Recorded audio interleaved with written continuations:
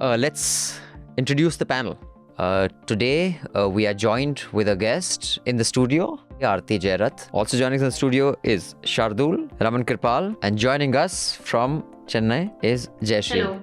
The state government has done nothing, the central government has done nothing. And then when this video goes viral, the chief minister of Manipur says, hundreds of such cases take place every day. I mean, man, if hundreds of such cases are happening, what the hell are you doing? What the hell were you doing? The what guy's was the a police nutter. doing? I mean, Absolutely not. yeah, but he actually goes on national TV and says this. For me, while I agree that these are things that make it memorable and that make the public sort of sit up, I still don't know if they translate into any kind of action. Like right now, we're seeing conversations about what is happening in Manipur, but yet it's still being stonewalled in parliament. So since 1980, we've added forests so that we've increased by 2%. Yes. How? Like, because where they have we changed added? the definition. Which Sorry. part of the country have I missed? Because I've traveled everywhere.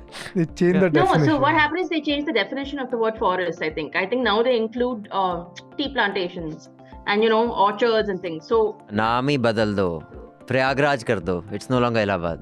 Is being quote-unquote pure veg casteist, and I think there are good arguments on both sides of this. When you start with you, sir, since you're a veg, do you get offended when I eat meat in your presence? No. What a mother's love can do, like my mother, who is an Iyer from Tamil Nadu and whose family would not even allow meat into the house, let alone sit and eat. Today, happily will heat biryani for me and even cook an egg. So you see, that is what...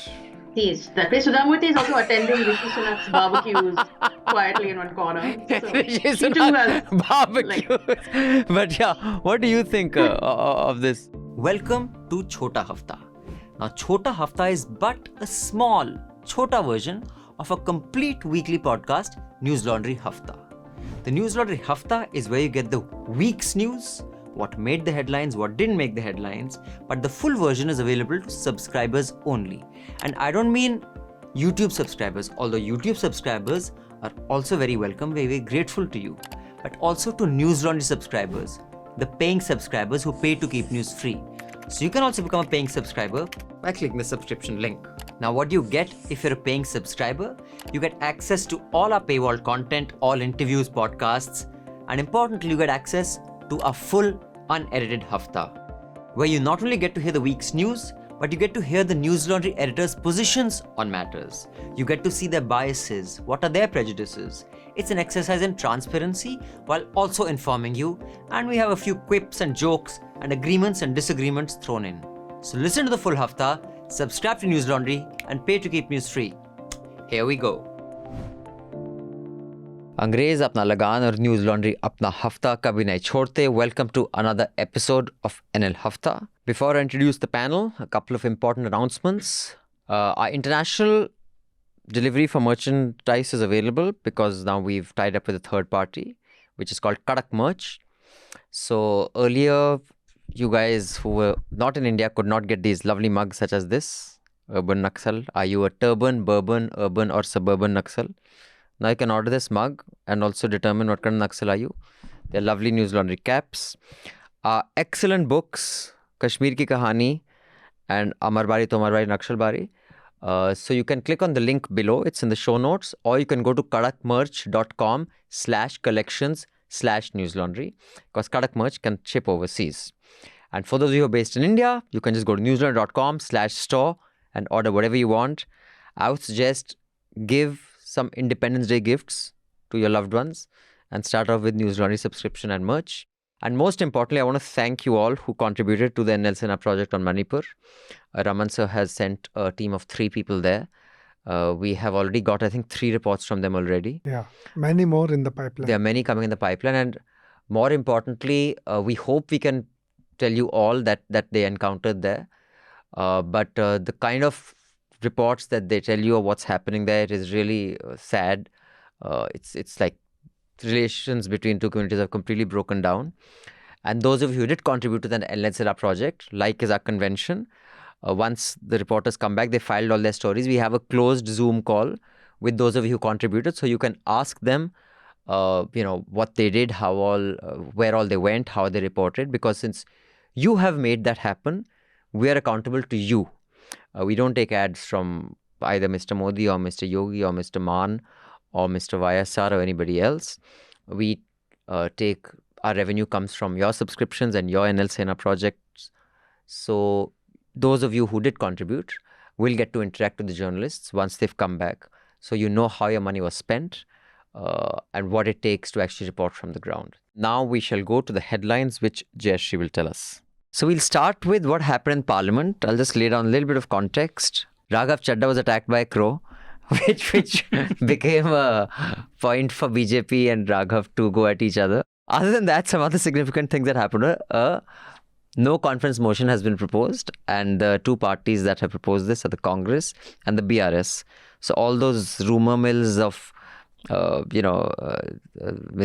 Telangana tying up with Mr. India are clearly not that credible. So, I mean, as far as the BJP is concerned, I think they're hoping to create a deja vu moment, with a repetition of what happened in 2018 and set the tone for the 2024 polls.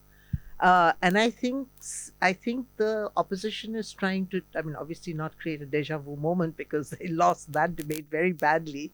But I think the opposition also is trying to, set the tone for the 2024 polls. So obviously this is not a game of numbers. The opposition knows that it cannot win this vote. It's a game of perception. It's a battle of perceptions. And I think what the opposition is hoping to do is to try and expose the government on many counts. I mean, Manipur is one, of course, the biggest issue right now.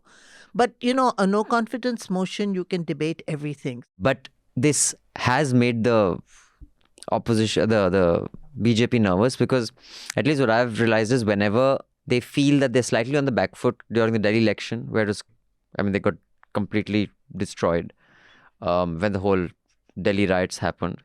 Bengal, when they were on the back foot, there's a desperation to the Hindu-Muslim angle that comes in, which I kind of noticed has come in again on the very convoluted Hindu-Muslim angle that Smriti Irani was giving to Rahul Gandhi's utterances. Yeah, what do you make of? Did any of you see and of course, I think it is quite sad and a little shameful, the Speaker's conduct in Parliament. It is so partisan. I don't ever recall seeing such a partisan Speaker in my lifetime. Shardool, you want to give us what you have observed and noticed? So, besides the issues you mentioned, this government specifically undermines every procedure of the parliament, at least in my opinion, and like many people agree to this, which includes parliamentary committees. Like if you just, set aside this no confidence motion, which I thought it was interesting, although it happened in 2018 too, but the first no confidence motion in 1963 was also like this. Like opposition only had 75 seats. But it's not just about, dethroning or, removing the current dispensation. It's about bringing them to at least making them answerable on record. I want to look at the rosy side of it. First of all, something happened in Northeast. It hardly used to reverberate in the entire country. So the two videos just before the monsoon session came out, and it really touched everybody, not just nationally, of course. For the first time, I can see that people have been talking about, even my mother is talking about something that has happened in Northeast. And also they happen to be cookies, I think Christians. So the international impact can also be seen. So this is one issue that how the opposition should exploit in the coming monsoon session. I thought this is going to happen, but initially we saw that log jam. But I was happy. The kind of strategy that they came up with to break this log jam, and the strategy is no confidence motion. So if Raman sir is an optimist, I'm a pessimist. I think, so see, like the suspension of Sanjay Singh, the turning off of cameras, the independence of the speaker, which no longer exists. So all this has made everything subservient to the executive, right? And the constitution itself is designed in such a way that the executive does have an upper hand. But there was always the case that the parliament plays a substantial role. But now we're at a point where there is a severe crisis and this is why parliamentary conventions like walkouts exist. When your prime minister and his cabinet are ignoring issues or refusing to allow the prime minister to directly address them, then it's incumbent on them before anyone else points fingers at the opposition. But what I have an issue with is I'm seeing a lot of commentary on how the opposition is allowing all these bills to be passed. They're being railroaded through without discussion because the opposition has disrupted the working of parliament. But when you have riots and violence over 3 months in a state that has been failed to be controlled, when women are allegedly raped and paraded and scores have died, and the prime minister says he will not address it in parliament, how can you say the opposition is at fault here? In any reasonable democracy, by now, in a non-BJP state, I think we can all agree that president's rule would have been imposed. And not just that, and the first time he mentioned Manipur also was after that video went viral. In fact, Yeah. I want to come to that, and I want to start with you, Jayashree, because I know there are equally compelling views on both sides on this, and I'd like the panel's views on this. On should those videos be shown? Because when it was shown earlier, I saw still, I didn't want to see the video because I knew what the video would be like. And I've seen other such videos in the past. It just kills your whole day. It just makes you queasy and shit. For me, the saddest part was just that, there's thousands of incidents possibly that we don't know about that have not been documented in these viral videos. I mean, this is the kind of horror that has been happening since May.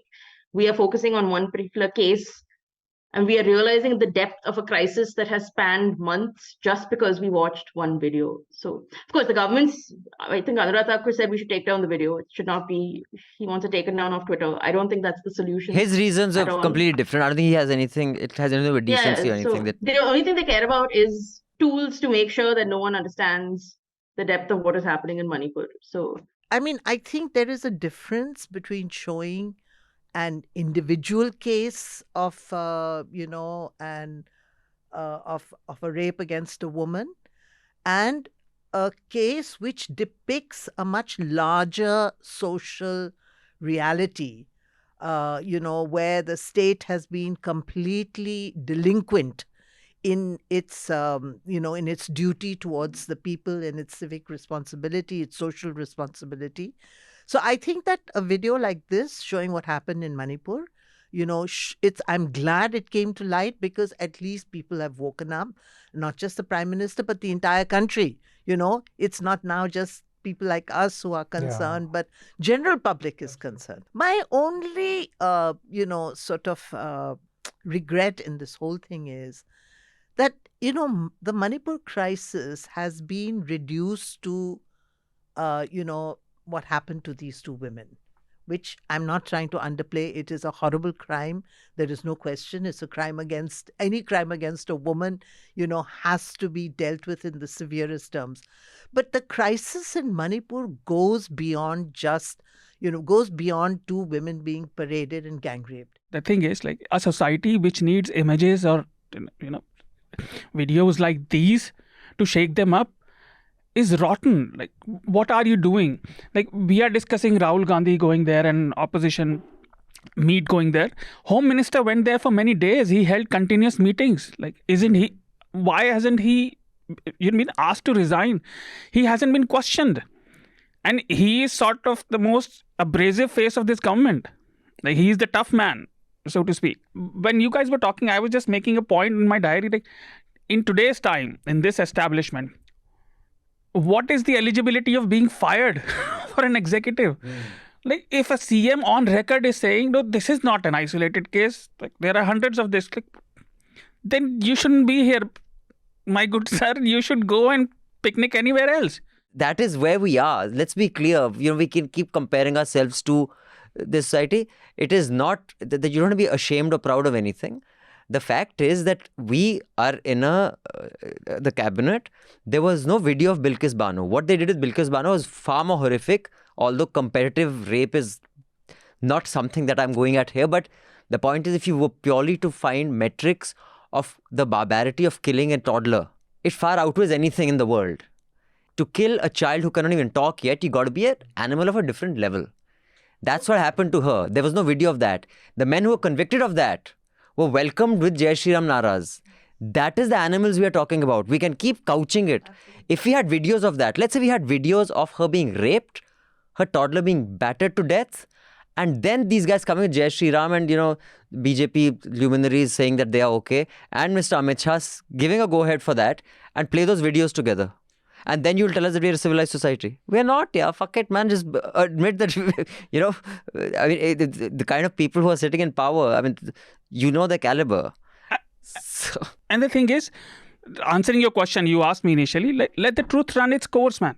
Because nobody has, anyways, no one is ashamed of anything unless they get, proverbially slapped on the face. Or they lose an election. Yeah, that is the proverbial slap. No, as a media person, I will use my platform to show these videos, ensuring enough that their identity is not revealed. But as an individual, I will never forward it on WhatsApp and I will never replug it on social media. So that's what my position on this is. No, you need to give it as a report. Right. It's a report at the end of the day. If you just showing the video, it will have some other effect. Of course, the visuals have the best impact, but you need to weave a story around it and you have to present it. Sure. I'm really tired of people going on talking about, this woman was raped here and that woman was raped here. And we're seeing photographs of some woman with a ghungat in Bengal who's, kind of talking about her experience, or ghungat in Rajasthan and talking about her experiences and all. There seems to be also a kind of vicarious pleasure that, men are taking in this whole thing of, women being raped. And, that is what is really upsetting me about the turn in, the direction in which this debate has gone. Because, right. Manipur is a much larger crisis than what we saw in the video. And, it cannot be just, we cannot just jump up and down and have this kind of, vicarious interest in the rapes that are going on around the country. And that's really disturbing me. That is really disturbing me. Now, this is also an extremely important issue. And you'll notice I didn't say as important or more important or less important. But this is also an extremely important issue, which is, more than 100 people have died, thousands have stranded, properties have been damaged with the rain that came in. And this is a part of a pattern that is repeating itself, and it is deeply worrying. It is not just a cost of lives and property and livelihoods right now. It will have a multiplier effect for future generations. So Hridesh Joshi, who I think is one of the finest climate reporters in the country, will be travelling to Himachal Pradesh. It's some of the worst affected areas of the monsoon are there. And get to the bottom of causes, solutions, human interest stories, specifics, what happened over there. And it'll be series of ground reports that you'll get from there.